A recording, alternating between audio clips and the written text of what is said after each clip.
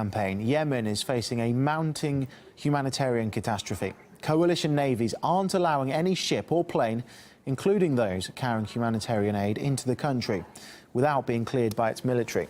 That's delaying the delivery of food supplies for weeks.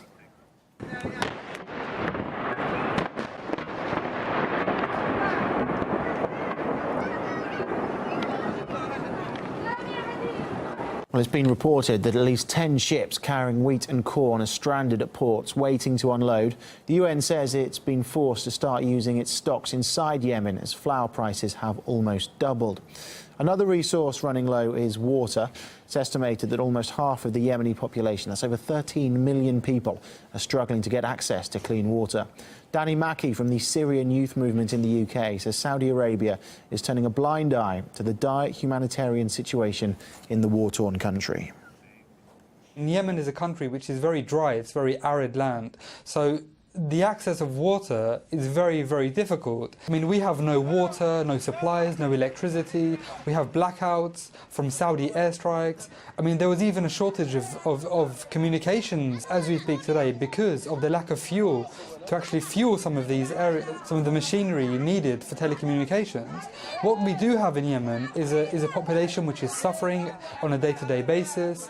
In the words of the UN, it's actually a catastrophe. This is the level which has been reached in Yemen because the richest country in the Arab world is bombing the poorest country in the Arab world. So the actual fact that Saudi could have any humanitarian narrative in Yemen is completely baseless, and it is hell-bent on fighting these Houthi rebels at the expense of the entire Yemeni population.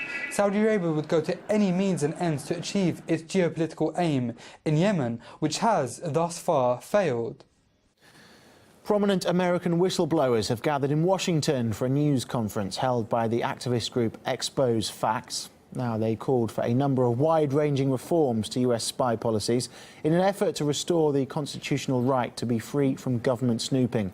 Daniel Ellsberg, a whistleblower famous for revealing Pentagon papers on the Vietnam War, says American democracy is on the verge of collapse.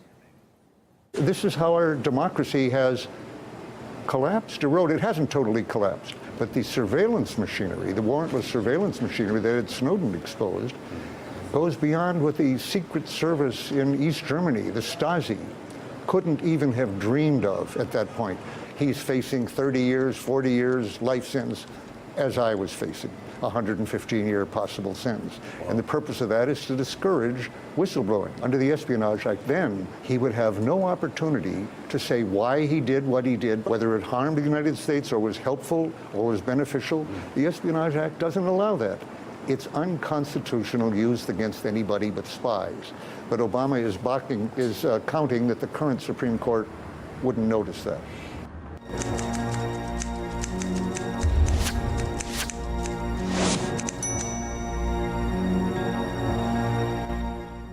Desperate search and rescue operations in Nepal have entered day 4 with international teams joining local efforts. An earthquake with an estimated magnitude of 7.8 has left the country in tatters.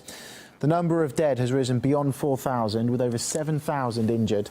The figures might rise, reaching up to 10,000, according to the country's Prime Minister, as many mountainous areas are hard to reach and information about the situation is still scarce. More than 1 million Nepalese are suffering food shortages. An estimated 8 million people have been affected by the catastrophe so far. Scenes of panic have been witnessed as people fear more aftershocks, with the latest striking the Nepalese border with India on Monday.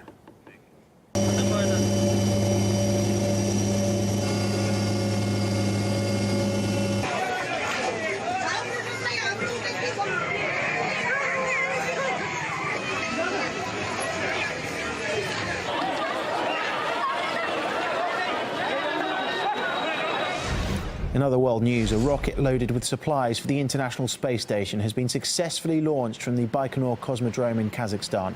Contact was briefly lost, but after making an extra orbit of Earth, the mission is back on track. Among the usual things, such as our canned food and fuel, the cargo for the crew contains St. George's ribbons, so they can join in the celebrations of the upcoming 70th anniversary of the end of World War II.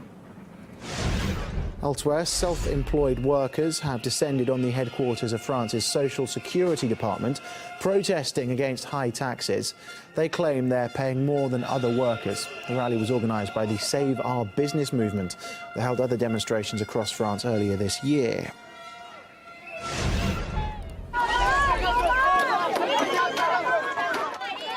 And clashes have broken out between teachers and police in Bogota in Colombia during a demonstration over low wages and poor working conditions. Up to 50,000 teachers from across the country took part in the protest, which was held outside the Ministry of Education. The rally follows a similar one that was held last week.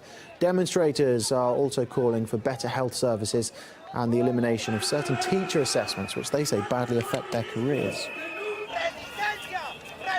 Now, coming up on RT International, Erin takes you through the financial headlines in Boom Bust. Stay with us.